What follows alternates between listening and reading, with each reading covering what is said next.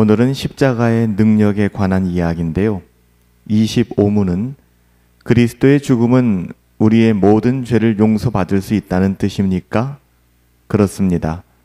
그리스도의 십자가 죽음이 우리 죄에 대한 대가를 완전히 치렀기 때문입니다. 하나님은 은혜를 베푸셔서 그리스도의 의를 마치 우리 것인 양 우리에게 전가하셨으며 더 이상 우리의 죄를 기억하지 않으십니다. 고린도후서 5장 21절 말씀에 보면 하나님이 죄를 알지도 못하는 이를 우리를 대신하여 죄로 삼으신 것은 우리로 하여금 그 안에서 하나님의 의가 되게 하려 하심이라 이렇게 증언하고 있습니다. 십자가요. 십자가는 단순한 인간적인 희생이 아니라 인류의 죄에 대한 완전한 형벌이었습니다.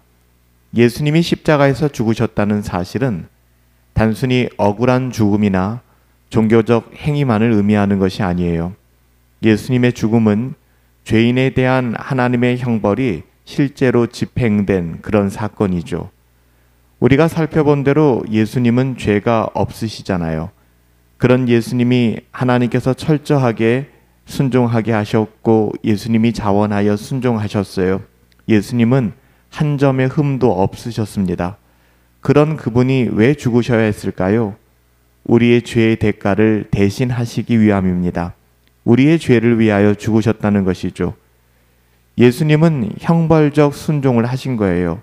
이 말은 곧 우리의 죄가 예수님께 전가되어 예수님이 그 죄의 형벌을 대신 받으셨다는 뜻이죠. 예수님은 수많은 사람들을 대신하여 십자가에서 하나님의 진노를 온몸으로 받으셨습니다.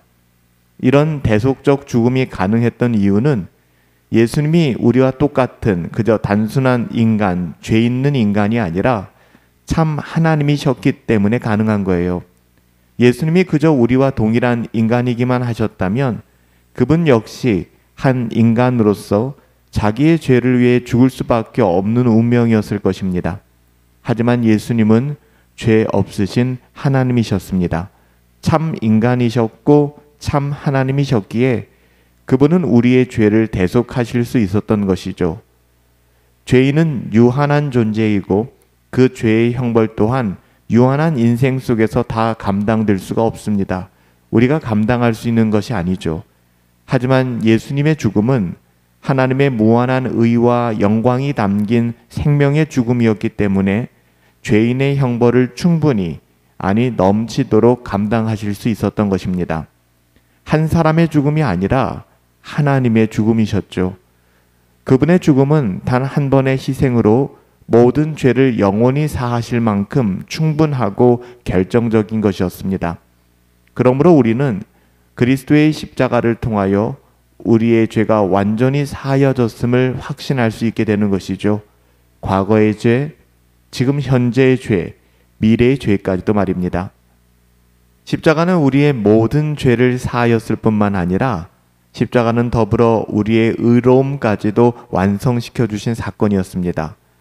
십자가는 우리의 죄를 사하는 것 거기서 멈추지 않습니다.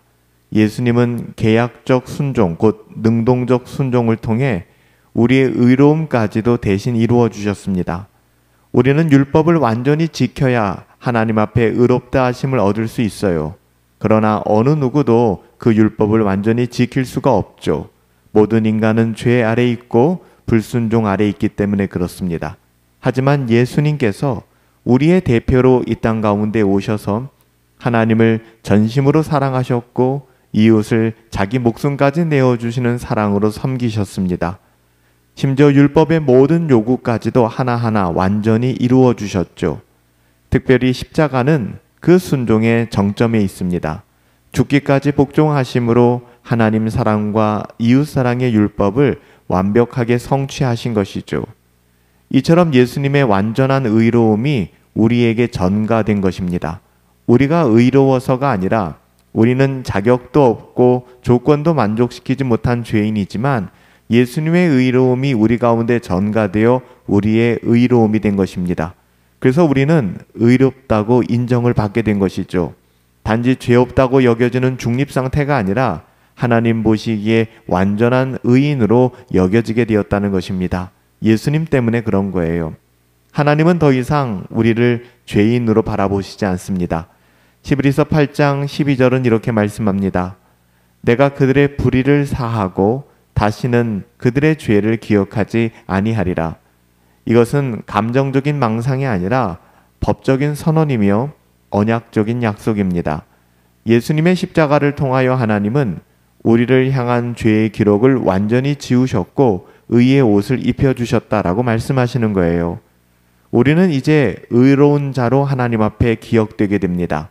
하나님은 우리를 보실 때 우리의 실패나 수치를 보시는 것이 아니라 예수님의 순종과 의로움을 예수님으로 우리를 바라보신다는 것입니다.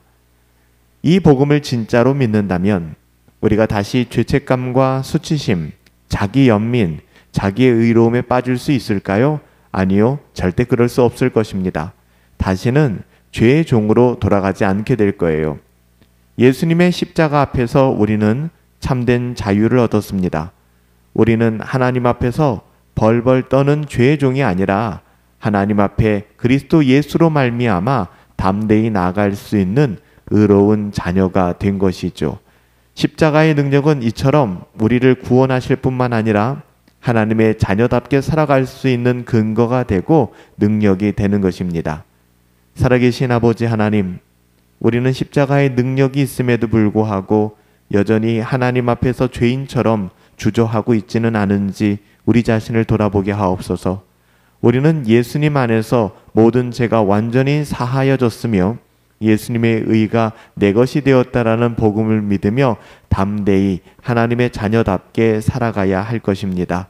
그리스도의 죽음은 우리의 모든 죄를 용서받게 하였을 뿐만 아니라 하나님께서 우리의 죄를 기억하시지 않기 때문에 의롭다함을 얻은 하나님의 자녀답게 인생을 살아가게 만듦을 다시 한번 깨닫게 됩니다.